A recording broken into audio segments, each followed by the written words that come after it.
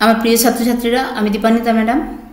আজকে তোমাদের geography third সেমিস্টারে জলসম্পদ এই চ্যাপ্টার থেকে, অর্থাৎ যেটা জিওগ্রাফি অফ ইন্ডিয়ার পোর্শন, সেখানে জলসম্পদ যে চ্যাপ্টারটি আছে সেখানে আমি জলসম্পদ সংরক্ষণ ব্যবস্থাপনা, জল বিভাজিকা ব্যবস্থাপনা, জল সংরক্ষণের বিভিন্ন উপায় এবং তামিলনাড়ুতে বৃষ্টির জল সংরক্ষণে কিভাবে মডেল হিসাবে কাজ করে এসেছে, সমস্ত ব্যাপারটা নিয়ে আলোচনা করেছি। আজকে তোমরা হেডিং দেখে বুঝতে পারছো যে ভারতে জলসেচ ব্যবস্থাপনার প্রকৃতি এবং ধরন, nature and types of irrigation system, এটা নিয়ে আলোচনা করব। তো আমি অন্যান্য বারের মতো এবারেও তোমাদের জন্য সমস্ত নোটসটি রেডি করে রেখেছি। তোমরা চাইলে এই নোটসটা লিখে নিতে পারো এবং সেই অনুযায়ী তোমরা তোমাদের পড়াশোনা এগিয়ে নিয়ে যেতে পারো। আমরা জানি কি ভারত মৌসুমী জলবায়ুর দেশ। মৌসুমী বায়ুর যে আগমন প্রত্যাগমন, পুরো ব্যাপারটাই অনিশ্চিত। কখনো মৌসুমী বায়ু আগে আসে, আগে ফিরে চলে যায়, কখনো পরে আসে, আগে ফিরে চলে যায়, কখনো আবার যে পরিমাণ বৃষ্টিপাত নিয়ে আসে সেটা তার আগের বছরের চেয়ে হয় কম নয় বেশি। আবার বিভিন্ন অঞ্চলে বৃষ্টিপাত ঘটানোর ক্ষেত্রেও বিভিন্নতা দেখা যায়। তাই মৌসুমী বায়ু হচ্ছে অনিশ্চিত প্রকৃতির, যদিও এই মৌসুমী বায়ু দ্বারা ভারতের জলসেচ ব্যবস্থা সম্পূর্ণরূপে নিয়ন্ত্রিত। ভারতে জলসেচের প্রয়োজন হয় কেন? ভারতে জলসেচের প্রয়োজনীয়তা, necessity of irrigation in India. অধিক ফসল উৎপাদনের লক্ষ্যে কৃত্রিম উপায়ে নিরবিচ্ছিন্নভাবে জল সরবরাহকে জলসেচ বলে। তাহলে দেখো, একটা সময়ে যে সময়টা বৃষ্টি হচ্ছে সেই সময় শুধু যদি চাষবাস করা হতো তাহলে সেভাবে জলসেচের প্রয়োজন হতো না। কিন্তু যেই সময়টা আমাদের ভারতবর্ষ যে মৌসুমী জলবায়ুর দেশ, এখানে শীতকালে বৃষ্টিপাত হয় না। তো শীতকালীন ফসল বা রবি শস্য চাষের জন্য কিসের উপর নির্ভর করতে হয়? সম্পূর্ণরূপে জলসেচের জলের উপর। তাই বলা হচ্ছে অধিক ফসল উৎপাদনের লক্ষ্যে কৃত্রিম উপায়ে নিরবিচ্ছিন্নভাবে জল সরবরাহকে জলসেচ বলে। তাহলে এই জল সরবরাহের যে ব্যবস্থা, সেটাই হচ্ছে জলসেচ ব্যবস্থা। যে সমস্ত কারণগুলির জন্য ভারতে জলসেচ একান্ত প্রয়োজনীয় সেগুলো হলো বৃষ্টিপাতের অসম বন্টন। এক্ষুনি বলে এলাম যে ভারতের 90% বৃষ্টিপাত ঘটে জুন থেকে সেপ্টেম্বর মাসের মধ্যে এবং সেটা হয় দক্ষিণ পশ্চিম মৌসুমী বায়ু দ্বারা। তবে এই বৃষ্টিপাতের বন্টন সব জায়গায় সমান নয়। যে সমস্ত অঞ্চলে বৃষ্টিপাতের পরিমাণ কম এবং অনিশ্চিত, সেই সমস্ত অঞ্চলে জলসেচের ব্যবস্থা করার প্রয়োজন হয়। এরপর দেখব মৌসুমী বায়ুর খামখেয়ালিপনা। মৌসুমী বায়ুর এই যে খামখেয়ালি চরিত্র, কখনো কম বৃষ্টি, কখনো বেশি বৃষ্টি, কখনো আগে বৃষ্টি, কখনো পরে বৃষ্টি, এই সবের জন্য কোনো বছর অধিক বৃষ্টিপাত হয়, কোনো বছর অল্প বৃষ্টিপাত হয়। কখনো মৌসুমী বায়ু পরে আসছে, যেই সময় নির্ধারিত আসার সময় তার পরে আসছে, তাড়াতাড়ি ফিরে চলে যাচ্ছে, ফলে বৃষ্টিপাতের পরিমাণ কম হচ্ছে। আবার কখনো তাড়াতাড়ি এসে দেরিতে ফেরে, তখন অতিবৃষ্টি, বন্যা হচ্ছে। ফলে বৃষ্টির জলটাকে যথোপযুক্ত কাজে লাগানোর জন্য এবং যে সময়ে বৃষ্টিপাত হচ্ছে না, যে জায়গাগুলোতে বৃষ্টিপাত হচ্ছে না, সেই জায়গাগুলো জল সরবরাহ সুনিশ্চিত করতে এবং চাষাবাদ সুনিশ্চিত করতে জলসেচের প্রয়োজন হয়। এরপর হচ্ছে শীতকালীন বৃষ্টিপাতের অভাব। তামিলনাড়ু উপকূল অঞ্চল, উত্তর পশ্চিম ভারতের কিছু অংশ ছাড়া ভারতের বাকি অংশ শীতকালে বৃষ্টিপাত প্রায় হয় না বললেই চলে। শীতকালীন রবি শস্য চাষের জন্য জলসেচের প্রয়োজন হয়। পরের পয়েন্ট, স্থায়ী ও নিয়মিত কৃষিকাজ। অনিশ্চিত মৌসুমী বায়ুর কারণে কোথাও বৃষ্টিপাতের অভাবে খরা, কোথাও অতিবৃষ্টির জন্য বন্যা দেখা দেয়। বন্যা নিয়ন্ত্রণ এবং খরার সময় স্থায়ী ও নিয়মিত জল সরবরাহের জন্য জলসেচ প্রয়োজন হয়। মাটির জল ধারণ ক্ষমতার বিভিন্নতা। ভারতের বিভিন্ন অঞ্চলে বিভিন্ন ধরনের মাটির জল ধারণ ক্ষমতাও বিভিন্ন। যেমন এঁটেল মাটির জল ধারণ ক্ষমতা বেশি, দোআঁশ মাটির জল ধারণ ক্ষমতা কম। আবার পূর্ব ও দক্ষিণ ভারতের ল্যাটেরাইট ও লোহিত মৃত্তিকার আধিক্য দেখা যায়, যার জল ধারণ ক্ষমতা খুবই কম। ফলে ওই সব অঞ্চলে কৃষিকাজের জন্য জলসেচের একান্ত প্রয়োজন হয়। তাহলে এখানে যে পয়েন্টগুলো তোমরা দেখলে, সেই পয়েন্টগুলো যদি নোট করে নাও তাহলে দেখবে যে একদম সহজ ব্যাপার, এগুলো তোমরা বানিয়েই লিখতে পারছো। বৃষ্টিপাতের অসম বন্টন কথাটার মধ্যেই লুকিয়ে আছে, মানে সব জায়গায় সমান বৃষ্টিপাত হচ্ছে না, বন্টনটা অসম। মৌসুমী বায়ুর খামখেয়ালিপনা, খামখেয়ালিপনা মানে ওই আগে এসে পরে ফিরে যাওয়া, বা আগে এসে আগেই ফিরে চলে যাওয়া, বা পরে এসে পরে ফিরে যাওয়া, বা পরে এসে আগে চলে যাচ্ছে, যে বছর বৃষ্টিপাত কম হচ্ছে। এই খামখেয়ালিপনার জন্য কি হচ্ছে না, যেখানে যে সময়ে কম বৃষ্টিপাত হচ্ছে সেখানে চাষাবাদের জন্য যে জলের প্রয়োজন, সেই জলের যোগান সুনিশ্চিত করতে জলসেচ প্রয়োজন। শীতকালীন বৃষ্টিপাত অভাব, তাহলে শীতকালে কি চাষাবাদ হবে না? শীতকালীন যে রবি শস্য চাষ, তার জন্য বৃষ্টিপাতের প্রয়োজন হয়। স্থায়ী ও নিয়মিত কৃষিকাজ, এখানে কৃষিকাজটাকে নিয়মিত করতে গেলে এবং স্থায়ীভাবে করতে গেলে তখন জলসেচের প্রয়োজন হয়। এমনকি অতিবৃষ্টির সময় যখন বন্যা দেখা দেয়, তখন বাঁধের মধ্যে জল ধরে রাখা হয় এবং প্রয়োজন অনুযায়ী যেই সময়টায় বৃষ্টিপাত হচ্ছে না সেই সময় সেচ কার্য চালু রাখার জন্য জলসেচের প্রয়োজন। মাটির জলধারণ ক্ষমতার বিভিন্নতা বললাম। কোন মাটির জলধারণ ক্ষমতা কম, যেই মাটির জলধারণ ক্ষমতা কম সেই মাটিকে বারে বারে ভিজিয়ে রাখা বা তার জন্য জলসেচের প্রয়োজন। এরপরে হচ্ছে বিভিন্ন শস্যের জলের চাহিদার বিভিন্নতা।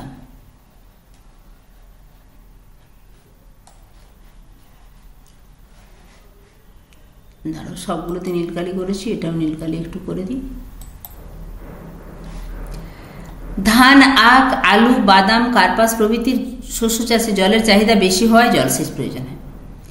তাহলে ধান আমরা জানি কি, ধানের তো প্রথম অবস্থায় একদম গাছের গোড়া যেন জলের মধ্যে ডুবে থাকে। ধান চাষের যেই সময়টাতে হবে সেই সময়টা যদি কম বৃষ্টিপাত হয় বা ধান গাছ একটু বড় হওয়ার পরে তখনও জলের যদি যোগান নিরবিচ্ছিন্ন যোগান না থাকে তখন কিন্তু জলসেচের প্রয়োজন হয়। এছাড়া আলু তো শীতকালে হয়, বাদাম, কার্পাস এগুলোতে জলের চাহিদা বেশি, ফলে জলসেচের প্রয়োজন হয়।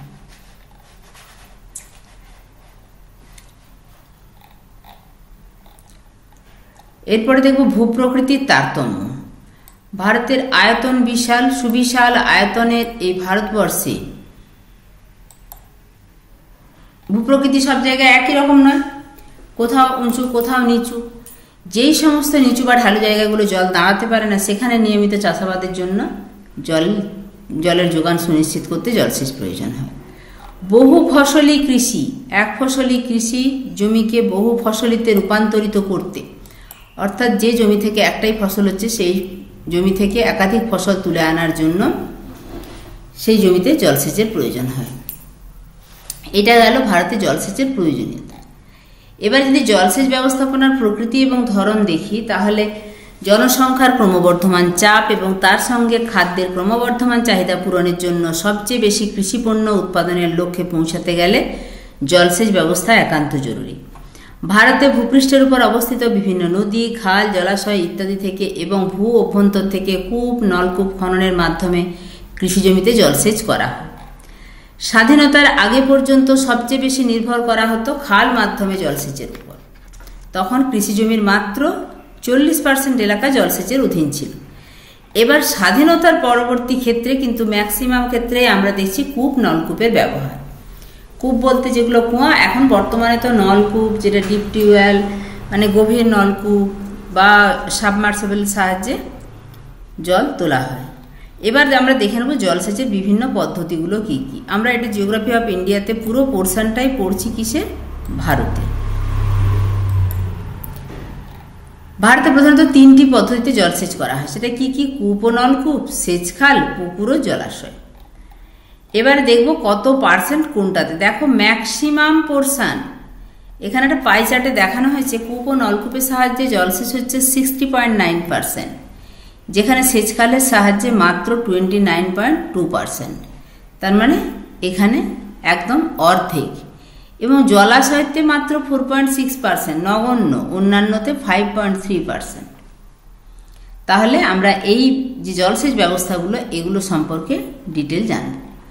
ভারতে মোট সেচযুক্ত জমির 60.9% হয় কূপ ও নলকূপ মাধ্যমে, 29.2% হয় খাল মাধ্যমে, 4.6% হয় জলাশয়, বাকি 5.3% হয় কপিকল, ঢেকিকল, প্রস্রবণের জল ইত্যাদির সাহায্যে বা রিভার লিফট ইরিগেশন পদ্ধতির সাহায্যে।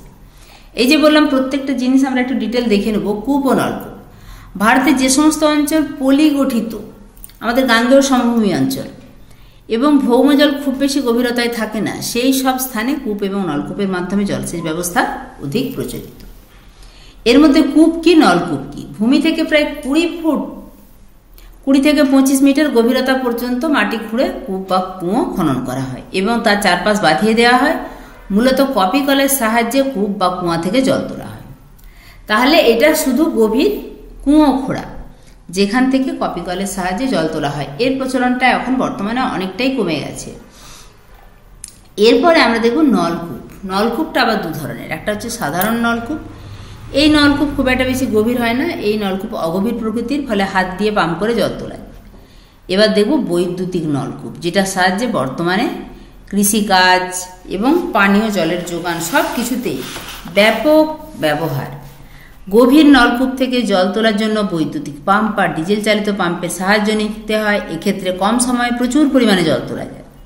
উদাহরণ হিসেবে উত্তর ভারতের সমভূমি অঞ্চলে, আমি আগেই বললাম যে পলিগঠিত সমভূমি অঞ্চল, উত্তর ভারতের সমভূমি অঞ্চলে উত্তরপ্রদেশ, পাঞ্জাব, বিহার, পশ্চিমবঙ্গ, আসাম, পশ্চিম ভারতের গুজরাট, দক্ষিণ ভারতের তামিলনাড়ু, কেরলে এই প্রকার কূপের সাহায্যে জলসেচের প্রচলন বেশি। এরপরে কূপ নলকূপের সাহায্যে জলসেচের সুবিধা এবং অসুবিধা। এই যে কূপ নলকূপ মাধ্যমে প্রচুর পরিমাণে ভৌম জল আমরা তুলে নিচ্ছি, এর সুবিধাগুলো কি, অসুবিধাগুলো। সুবিধাটা তোমরা বুঝতেই পারছো যে প্রচুর জলের যোগান দিচ্ছে, মানে সেখানে চাষাবাদ, মানুষের নিত্য প্রয়োজনীয় জলের যোগান, কোনো কিছুতেই জলের কোনো অভাব হবে না। আবার এর অসুবিধার দিকও আছে, কারণ এই হারে জল তুলতে থাকলে একসময় ভৌম জলস্তর আরও নিচে যাবে। কোথাও কোথাও আর্সেনিকের স্তরে গিয়ে পৌঁছাবে, কোথাও কোথাও ফ্লুরাইড, এই আর্সেনিক ফ্লুরাইড দূষণ ইতিমধ্যেই বেশ প্রকট আকার ধারণ করেছে বেশ কিছু জায়গায় ভৌম জলস্তর নেমে যাওয়ার কারণে।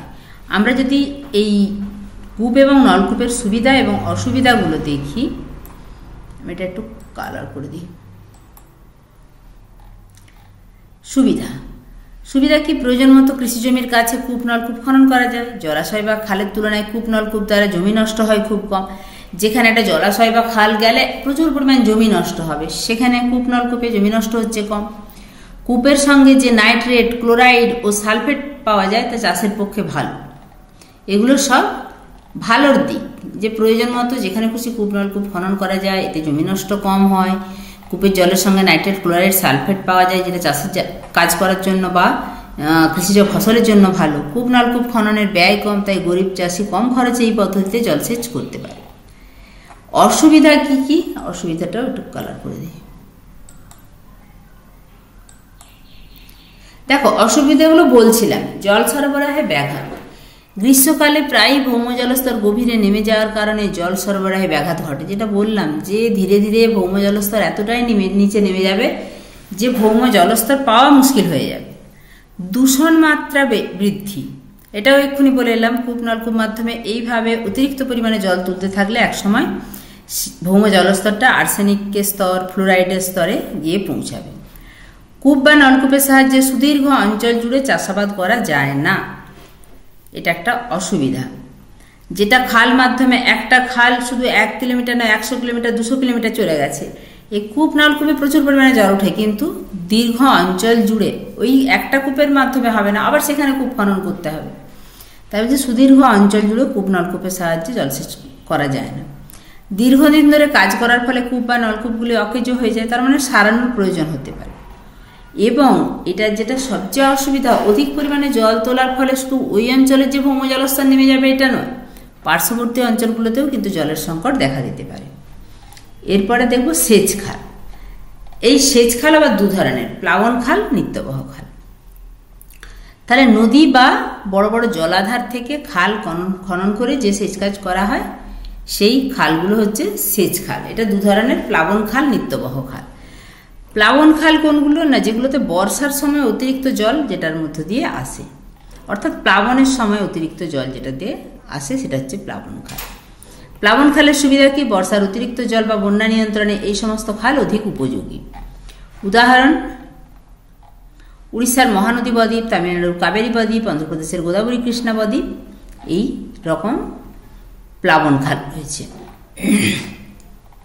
এরপরে যদি নিত্যবহ খাল দেখি, নিত্যবহ নদীগুলি থেকে যে সমস্ত খাল খনন করা হয় তাদের নিত্যবহ খাল বলে। অনেক সময় নদীর উপর আড়াআড়ি বাঁধ দিয়ে জলাধার তৈরি করা হয় এবং ওই সমস্ত জলাধার থেকেও খাল খনন করা হয়। এর সুবিধা কি, নিত্যবহ নদীগুলিতে সারা বছর জল থাকায় এই সমস্ত খাল থেকে জলসেচ মাধ্যমে সারা বছর কৃষিকাজ সম্ভব হয়। উদাহরণ হিসেবে উত্তরপ্রদেশের উচ্চগঙ্গা খাল, পাঞ্জাবের পশ্চিম যমুনা খাল, পশ্চিমবঙ্গের মেদিনীপুর খাল, হিজলি খাল। এখানে বেশ কিছু গুরুত্বপূর্ণ খালের নাম দেওয়া আছে। দেখো, রাজ্য পশ্চিমবঙ্গ ও ঝাড়খণ্ডের খাল জলসেচ প্রকল্প।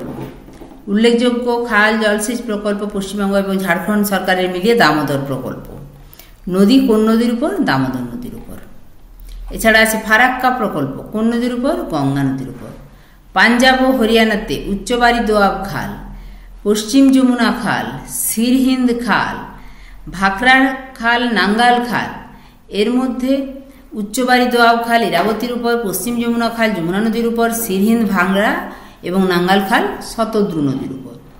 উত্তরপ্রদেশ ও উত্তরাখণ্ডে উচ্চ ও নিম্ন গঙ্গা খাল গঙ্গা নদীর উপর, সারদা খাল সারদা নদীর উপর। রাজস্থানে ইন্দিরা গান্ধী খাল বিপাশা ও শতদ্রু নদীর উপর। উড়িষ্যাতে হীরাকুদ প্রকল্প কার উপর? মহানদীর উপর। অন্ধ্রপ্রদেশে গোদাবরী খাল। এছাড়া আছে কৃষ্ণা খাল, তুঙ্গভদ্রা খাল, গোদাবরী, কৃষ্ণা এবং তুঙ্গভদ্রা নদীর উপর। তামিলনাড়ুতে কাবেরী বদ্বীপ খাল কাবেরী নদীর উপর। এখানে একটা ভারতের মানচিত্র এঁকে দেখো কূপ, নলকূপ এবং জলাশয়ের বন্টন দেখানো হয়েছে। আমরা কূপ, নলকূপের অজস্র বন্টন দেখতে পাচ্ছি। এখানে সিম্বল দেয়া আছে, এটা হচ্ছে কূপ নলকূপের সিম্বল, আর এটা হচ্ছে জলাশয়ের সিম্বল। এখানে আছে, এখানে আছে, এখানে আছে। এগুলো জলাশয়ের সাহায্যে জলসেচ করা হয়। বাকি এই অংশটা পুরোটা দেখতে পাচ্ছ কূপ নলকূপ। যে অংশটায় ঘনত্ব বেশি সেই অংশটায় কূপ নলকূপের সংখ্যাও বেশি। এরপরে আমরা পড়ব বহুমুখী নদী পরিকল্পনা নিয়ে। বহুমুখী মানেই বুঝতে পারছো যে অনেক ধরনের কাজ হয়, অর্থাৎ নদীর উপর এমন প্রকল্প গ্রহণ করা হয় যাতে বহুবিধ কাজ করা হয়। কীরকম? কৃষিকাজ, অর্থাৎ জলসেচ, পানীয় জল, মৎস্য চাষ, মৎস্য শিকার, পর্যটন, পরিবহন। এই খালগুলো বা পরিকল্পনাগুলোতে যেখানে বাঁধ দেওয়া হয় তার তীরবর্তী অঞ্চলে বেশ ভালো ভালো পর্যটন কেন্দ্র গড়ে ওঠে। ফলে আমরা দেখতে পাচ্ছি নদী পরিকল্পনাকে কেন্দ্র করে বিবিধ উদ্দেশ্য সাধন হচ্ছে, সেটাই হচ্ছে বহুমুখী নদী পরিকল্পনা। স্বাধীনতা লাভের পর বিভিন্ন পঞ্চবার্ষিকী পরিকল্পনায় জলসেচ ও কৃষিকাজের উন্নতির জন্য বহুমুখী নদী পরিকল্পনা গ্রহণ করা হয়েছে। এর সংজ্ঞা কি? যে সমস্ত নদী পরিকল্পনার মাধ্যমে নদীতে বাঁধ দিয়ে জলসেচ, বন্যা নিয়ন্ত্রণ, জলবিদ্যুৎ উৎপাদন, মৃত্তিকা ক্ষয়রোধ, যাতায়াত ব্যবস্থার উন্নতি, মৎস্য চাষ, পর্যটন শিল্প একই সাথে কার্যকর করার ব্যবস্থা করা হয় তাকে বলা হয় বহুমুখী নদী পরিকল্পনা। ভারতের উল্লেখযোগ্য বহুমুখী নদী পরিকল্পনা কোনগুলো? না, বিহার, বর্তমানে ঝাড়খণ্ড, এবং পশ্চিমবঙ্গের দামোদর উপত্যকা পরিকল্পনা বা দামোদর ভ্যালি কর্পোরেশন, যেটা ডিভিসি। হিমাচল প্রদেশে শতদ্রু নদীর উপর ভাগরা নাঙ্গাল পরিকল্পনা। বিহারে বর্তমান ঝাড়খণ্ড ও পশ্চিমবঙ্গে ময়ূরাক্ষী নদীর উপর ময়ূরাক্ষী পরিকল্পনা। বিহারে কোশি নদীর উপর কোশি নদী উপত্যকা পরিকল্পনা। উড়িষ্যার মহানদীর উপর হীরাকুদ পরিকল্পনা। তেলেঙ্গানায় কৃষ্ণা নদীর উপর নাগার্জুন সাগর পরিকল্পনা ও রাজস্থানে চম্বল নদীর উপর চম্বল প্রকল্প। এখানে দেখো কতগুলো শর্ট কোশ্চেন তোমরা পেলে, যেগুলো এমসিকিউর জন্য ভীষণ ইম্পর্টেন্ট। সেটা হচ্ছে হীরাকুদ প্রকল্প কোন নদীর উপর? নাগার্জুন সাগর পরিকল্পনা কোন নদীর উপর? হীরাকুদ পরিকল্পনা উড়িষ্যায় মহানদীর উপর। নাগার্জুন সাগর পরিকল্পনা প্রায় পরীক্ষাতে পড়ে তেলেঙ্গানাতে কৃষ্ণা নদীর উপর, যেটা আগে ছিল অন্ধ্রপ্রদেশে। চম্বল নদীর উপর চম্বল প্রকল্প, এটা কোথায়? রাজস্থানে। এখানে দামোদর ভ্যালি কর্পোরেশন সম্পর্কে আমরা কিছু কথা জেনে রাখবো। ডিভিসি বা দামোদর ভ্যালি কর্পোরেশন হুগলি নদীর একটি উপনদী হল দামোদর, যা ছোটনাগপুর মালভূমি থেকে উৎপন্ন। আগে প্রতি বছর এই দামোদর নদের জলে বন্যা হতো, ফলে প্রচুর ক্ষয়ক্ষতি হতো। তাই একসময় দামোদর নদকে দুঃখের নদ বলা হতো। স্বাধীনতার পরবর্তীকালে বন্যা নিয়ন্ত্রণ এবং অববাহিকার উন্নতির জন্য এই ভ্যালি কর্পোরেশন বা উপত্যকা পরিকল্পনা গ্রহণ করা হয়। এই কর্পোরেশনের যে বহুমুখী উদ্দেশ্য ছিল সেগুলি কি কি? বন্যা নিয়ন্ত্রণ, জলসেচ ব্যবস্থার উন্নয়ন, জলবিদ্যুৎ উৎপাদন, জলপথ পরিবহন ব্যবস্থার উন্নতি, বৃক্ষরোপণ, মৃত্তিকা ক্ষয়রোধ, মৎস্য চাষ এবং পর্যটন। দামোদরের উপর নির্মিত বাঁধগুলি হল তিলাইয়া, কোনার, মাইথন, পাঞ্চেত এবং দুর্গাপুর। দামোদর ভ্যালি কর্পোরেশন রূপায়ণের মধ্য দিয়ে দামোদর উপত্যকা পরিকল্পনা বর্তমানে একটি পরিকল্পিত অঞ্চল। আমাদের আগের সিলেবাসে ছিল পরিকল্পনা অঞ্চল, তার মধ্যে দামোদর উপত্যকা পরিকল্পনা অঞ্চল। আমরা আগে কূপ এবং নলকূপের সুবিধা অসুবিধা দেখেছি, কূপ নলকূপ মাধ্যমে জলসেচের। এবারে আমরা দেখব খালের মাধ্যমে জলসেচের সুবিধা এবং অসুবিধা। খালের মাধ্যমে জলসেচের সুবিধা কি? খাল হলো স্থায়ী জলসেচের মাধ্যম। ভারতের অধিকাংশ খালই নিত্যবহ শ্রেণী, ফলে সারা বছর ধরে এই খাল মাধ্যমে জলসেচ করা যায়। খালের মাধ্যমে নদীবাহিত পল্লী কৃষি জমিতে যায়, ফলে জমির উর্বরতা বৃদ্ধি পায়। তাহলে খাল, যে খালগুলো নিত্যবহ নদী থেকে, সেই খালগুলোতে সারা বছর জল থাকে, ফলে স্থায়ী জলসেচের মাধ্যম। এই যে নিত্যবহ যদি শ্রেণীর হয়, তাহলে সারা বছর যে জলসেচ করা হচ্ছে শুধু নয়, ওই খাল মাধ্যমে প্রচুর পলি এসে জমির উর্বরতা বাড়াচ্ছে। এগুলো সবই খাল মাধ্যমে জলসেচের সুবিধা। বেশ কিছু খালে বহুমুখী নদী পরিকল্পনা গ্রহণের ফলে জল সরবরাহ, বিদ্যুৎ উৎপাদন, মৎস্য চাষ ইত্যাদির সুবিধা হয়েছে। খাল নির্মাণের প্রাথমিক খরচ বেশি হলেও পরবর্তীকালে রক্ষণাবেক্ষণের ব্যয় কিন্তু কম। অসুবিধা কি? কেবলমাত্র বৃষ্টিবহুল এলাকাতেই এই পদ্ধতিতে জলসেচ করা হয়। যেখানে বৃষ্টি নেই সেখানে আর খালের মাধ্যমে জল যাবে কি করে? খালের অতিরিক্ত জলের প্রবাহ মাঝে মাঝে বন্যা সৃষ্টি করে। অতিরিক্ত জলসেচের ফলে মাটির অভ্যন্তরীণ লবণ কৈশিক প্রক্রিয়া উপরে উঠে আসে, এতে জমির লবণতা বৃদ্ধি পায় ও উর্বরতা হ্রাস পায়। পুকুর ও জলাশয়। কঠিন শিলাগঠিত অঞ্চলে যেখানে কূপ খনন করা সম্ভব নয়, সেখানে বাঁধ বা কৃত্রিম জলাধার তৈরি করে জল সঞ্চয় করা হয়। একে জলাশয় বলে। জলাশয় আবার দু ধরনের, ক্ষুদ্র জলাশয়, বৃহৎ জলাশয়। ক্ষুদ্র জলাশয় আমরা সবাই দেখি, বিভিন্ন জায়গায় অবনমিত স্থানে জল জমা হয়ে জলাশয়। তবে দাক্ষিণাত্যে এই জলাশয়ের সাহায্যে জলসেচের প্রচলন বেশি, কেননা দাক্ষিণাত্য মালভূমি অঞ্চল এমনিতে কঠিন শিলাগঠিত অঞ্চল। তো এখানে যেই সমস্ত অবনমিত অঞ্চলগুলো, সেগুলো যে জলাশয় তৈরি হয়েছে তাকে আর বাঁধানোর দরকার হয়নি। যেহেতু কঠিন শিলাগঠিত অঞ্চল, অটোমেটিক তার চারদিকটা বাঁধানো। দেখো, সেটাই বলা আছে, ছোট ছোট জলাশয় বা পুকুর খনন করে তার মধ্যে জল ধরে রেখে জলসেচ করা হয়। কঠিন শিলাগঠিত দাক্ষিণাত্য মালভূমি অঞ্চলের অনেকাংশে অবনমিত স্থানগুলিতে আপনা আপনি জল জমে এরকম জলাশয় তৈরি হয়েছে। উদাহরণ, পুকুর বা জলাশয়ের মাধ্যমে সবচেয়ে বেশি সেচ কাজ হয় তামিলনাড়ু রাজ্যে। বৃহৎ জলাশয়। বিভিন্ন নদীর বন্যা নিয়ন্ত্রণের জন্য মূলত এই বৃহৎ জলাশয়গুলি খনন করা হয়। উদাহরণ হিসেবে ভাকরা, জওহর সাগর, মাইথন, পাঞ্চেত জলাধার। জলাশয়ের মাধ্যমে জলসেচের সুবিধা অসুবিধা। দেখো, আমরা তো পড়লাম প্রথমে কূপ নলকূপ, তার সুবিধা অসুবিধা, তারপরে পড়লাম খাল মাধ্যমের সুবিধা অসুবিধা, এরপরে জলাশয় পড়লাম, জলাশয়ের মাধ্যমে জলসেচের সুবিধা এবং অসুবিধা। জলাশয়ের মাধ্যমে জলসেচের সুবিধা কি না, অনেক ক্ষেত্রে প্রাকৃতিকভাবেই এই জলাশয়গুলো তৈরি, ফলে আলাদা করে তৈরির খরচ নেই। একবার খনন করলে বহুদিন ধরে ওই জলাশয়গুলো থেকে জলসেচ করা যায়। কঠিন শিলার উপর অবস্থিত বলে এগুলোর স্থায়িত্ব বেশি। জলাশয়গুলি ভৌমজলের ভাণ্ডার বৃদ্ধি করে। দীর্ঘদিন ধরে জল দাঁড়িয়ে আছে, চুইয়ে চুইয়ে ভৌমজলের ভাণ্ডার বৃদ্ধি করবে।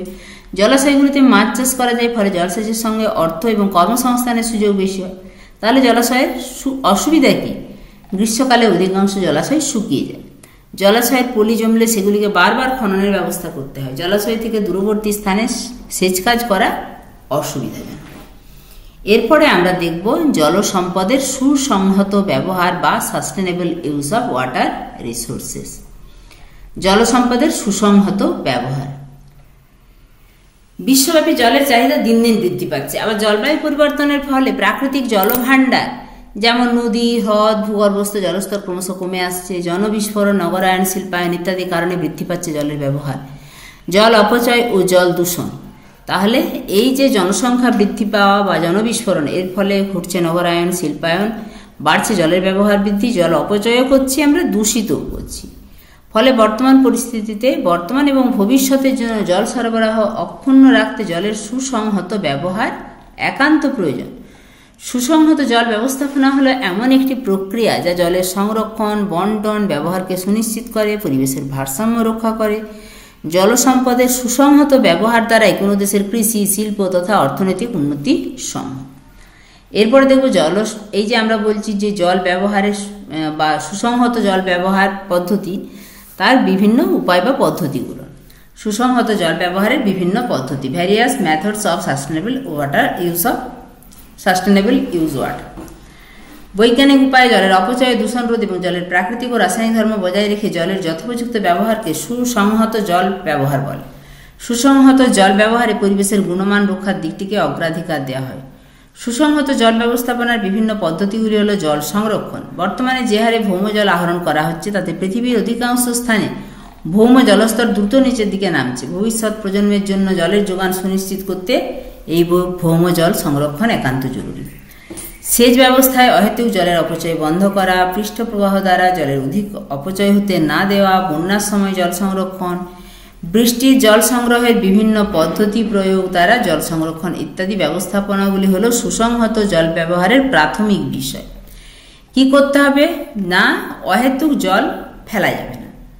পৃষ্ঠ প্রবাহ, বৃষ্টির সময় যেটা গড়িয়ে গড়িয়ে ড্রেন মাধ্যমে চলে যায় খালে, খাল মাধ্যমে নদী, নদী মাধ্যমে চলে যায় সমুদ্রে, এই পৃষ্ঠ প্রবাহের পরিমাণ কমাতে হবে বা হতে দেওয়া যাবে না। বন্যার সময় জল সংরক্ষণ, বৃষ্টির জলকে বাড়িতে, বিভিন্ন অফিস মানে বড় বড় বিল্ডিং তার ছাদে ব্যবস্থা করা, বা এমনকি কুয়ো কেটে ওই বৃষ্টির জলকে আটকে ধরে রেখে ভৌম জলস্তরে চালিয়ে দেওয়া, যাতে ভৌম জলস্তর বৃদ্ধি পায়। এই ব্যবস্থাগুলো প্রাথমিক ব্যবস্থা হিসাবে নিতে হবে। যেটা বলছিলাম সেটাই আছে পরের পয়েন্টে, ভৌম জলভাণ্ডার বৃদ্ধি। বনসৃজন, তৃণ আচ্ছাদন তৈরি করে ভৌম জলভাণ্ডার বৃদ্ধি পায়। বৃক্ষচ্ছেদন ও ঝুম চাষ যদি করা হয়, মানে এক জায়গায় জমি পুড়িয়ে সেখানে চাষাবাদ করে আবার অন্য জায়গায় গিয়ে সেখানে গাছপালা পুড়িয়ে সেখানে জমি তৈরি করে চাষাবাদ করা হয়, এই যে ঝুম চাষ, বৃক্ষচ্ছেদন, এগুলো বন্ধ করলে বৃষ্টিপাতের পরিমাণ বাড়বে, জলের যোগান বাড়বে। এছাড়া নদী অববাহিকা ছোট ছোট বাঁধ, জলাশয় ইত্যাদি নির্মাণের ফলে যে জল দাঁড়িয়ে থাকে তাতে ভৌম জলের ভাণ্ডার বৃদ্ধি পায়। জলাশয় সুরক্ষা করতে হবে। বর্তমানে বড় বড় পুকুর, জলাশয়, জলাভূমি বুঝিয়ে ঘরবাড়ি, শিল্প কারখানা তৈরি হচ্ছে। নদী, হ্রদ, পুকুর, বিভিন্ন জলাভূমি রক্ষা করলে জলের সঞ্চয় বাড়ে, ভৌম জলস্তর বৃদ্ধি পায়। জলের পুনর্ব্যবহার, গৃহস্থালী ও শিল্পে ব্যবহৃত জলকে পরিশোধন করে পুনরায় ব্যবহার উপযোগী করলে তখন আবার জলের যোগান বাড়ে। তাহলে এই ছিল আজকের ভিডিও। দেখো এখানে আমরা কি কি উপায়ে সুসংহত জল ব্যবহার করছি। এখানে এক হচ্ছে জল সংরক্ষণ, বিভিন্ন উপায়ে জল সংরক্ষণের বিভিন্ন পদ্ধতিগুলো দেওয়া আছে।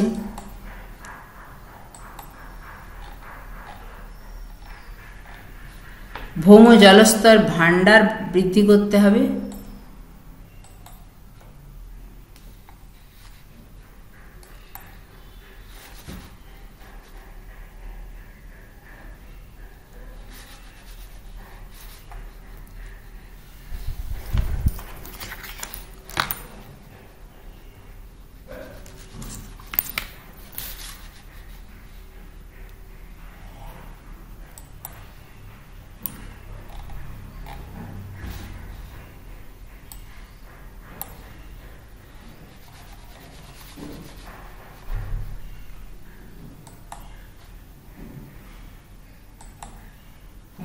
জলাশয় সুরক্ষা, জলের পুনর্ব্যবহার।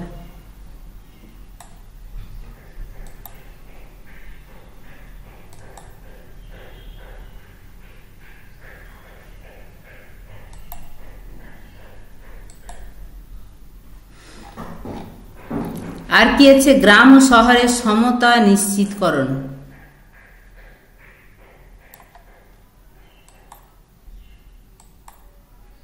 গ্রামীণ এবং শহরের এলাকায় জলের সমান বন্টন সুনিশ্চিত করতে হবে। এটাও সুসংহত জল ব্যবহারের একটি গুরুত্বপূর্ণ দিক। প্রযুক্তির ব্যবহার, আধুনিক প্রযুক্তি যেমন ড্রিপ সেচ পদ্ধতি, স্মার্ট জল ব্যবস্থাপনা এবং বৃষ্টির জল সংরক্ষণে বিভিন্ন আধুনিক ব্যবস্থাপনার মাধ্যমে জলের অপচয় কমানো এবং ভৌম জলস্তরের সঞ্চয় বাড়ানো সম্ভব।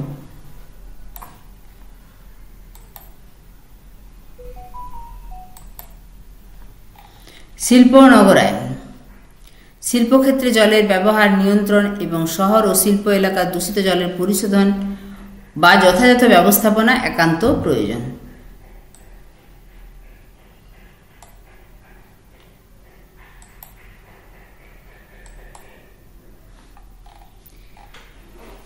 এরপরে আমরা দেখব সুসংহত জল ব্যবস্থাপনার প্রয়োজনীয়তা। বন্যা নিয়ন্ত্রণ, বর্ষার সময় অতিরিক্ত জল নদী অববাহিকা অঞ্চলে যাতে বন্যা সৃষ্টি করতে না পারে তার জন্য নদীর উপর বিভিন্ন স্থানে বাঁধ ও জলাধার নির্মাণ করা হয়। এতে একদিকে যেমন নিম্ন অববাহিকা অঞ্চলকে বন্যার ক্ষয়ক্ষতির হাত থেকে রক্ষা করা সম্ভব হয়, অপরদিকে প্রয়োজন মতো জলাধার থেকে জল ছেড়ে কৃষি জমিতে জলের যোগান দেওয়া সম্ভব হয়। তাহলে একে বৃষ্টির সময় যে অতিরিক্ত বৃষ্টির জলটা বন্যা হচ্ছে সেই বন্যার হাত থেকে রক্ষা করা যাচ্ছে, অপরদিকে ওই জলটাকে ধরে রেখে প্রয়োজন মতো ছেড়ে যেই সময় বৃষ্টি কম হচ্ছে সেই সময় চাষাবাদ করা সম্ভব।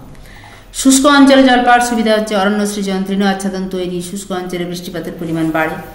এছাড়া সুষ্ঠু জল ব্যবস্থাপনা দ্বারা বর্ষার অতিরিক্ত জলকে সংরক্ষণ করে প্রয়োজন অনুসারে শুষ্ক অঞ্চলে সরবরাহ করা হয়। এর ফলে কৃষি উৎপাদন বৃদ্ধি পায়। ভৌম জল ভাণ্ডার বৃদ্ধি পেলে কূপ নলকূপ মাধ্যমে আমরা সারা বছর ধরে জল তুলতে পারবো, প্রয়োজন মতো চাষের জমিতে দিতে পারবো, ফলে সেখান থেকেও কৃষি উৎপাদন বৃদ্ধির একটা সম্ভাবনা তৈরি হয়।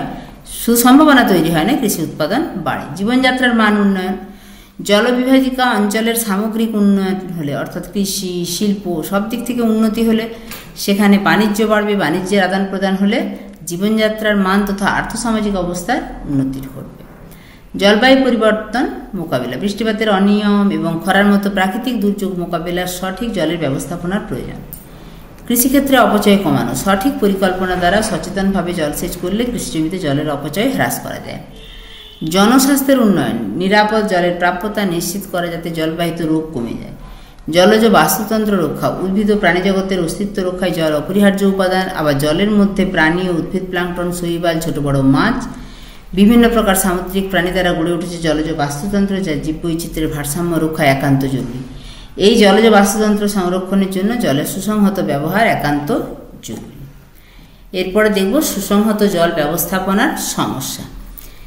পৃথিবীর মোট আয়তনের 3 ভাগ জল, 1 ভাগ স্থল। তবুও পৃথিবীর নানান দেশে জলের সংকট একটা গুরুতর সমস্যা হয়ে দাঁড়িয়েছে। এর কারণ কি না, পৃথিবীর মোট জলের বেশিরভাগ অংশটাই কিন্তু সমুদ্রের লোনা জল। স্বাদু জলের যোগান এবং ভবিষ্যৎ সরবরাহ সুনিশ্চিত করতে সুসংহত ব্যবহার একান্ত জরুরি। কিন্তু বাস্তবে এই সুসংহত জল ব্যবস্থাপনায় কিছু কিছু সমস্যা রয়েছে। সেগুলো কি? নগরায়নে জনসংখ্যা বৃদ্ধি, জনসংখ্যা দ্রুত বৃদ্ধির সঙ্গে সঙ্গে জলের দৈনন্দিন চাহিদা বৃদ্ধি পাচ্ছে। এক ফসলি জমিকে বহু ফসলিতে রূপান্তর করা হচ্ছে। শিল্প কারখানা, শ্রীবৃদ্ধি সবকিছুই বেড়ে চলেছে। ফলে শিল্পায়ন, নগরায়ন ইত্যাদির ফলে ধ্বংস হচ্ছে বহু অরণ্য। আবার নগরের বেশিরভাগ অংশ কংক্রিট দ্বারা আবৃত হওয়ায় মাটিতে যে জল চুঁয়ে চুঁয়ে যাবে সেটারও সুযোগ থাকছে না। ফলে এই ভৌম জলস্তর যে বাড়বে তার সম্ভাবনা থাকছে না। ফলে মূল সমস্যাটা কিন্তু অতিরিক্ত জনসংখ্যার বৃদ্ধি এবং নগরায়ন ও শিল্পায়ন। ঠিক আছে, আজকে ওয়াটার রিসোর্স চ্যাপ্টারটা শেষ হলো। পরের দিনে মিনারেল রিসোর্স চ্যাপ্টারটা শুরু করব। ঠিক আছে, তোমরা এরকম নোটস সহ ভিডিও পেতে অবশ্যই চ্যানেলটা সাবস্ক্রাইব করে রেখো এবং পাশে নোটিফিকেশান অল করে রাখবে। ভিডিওটা ভালো লাগলে একটা লাইক করো এবং বন্ধুদের মাঝে শেয়ার করে, যাতে তারাও এই সমস্ত নোটসগুলো পেতে পারে। ঠিক আছে, আসছি খুব শীঘ্রই পরের ভিডিও।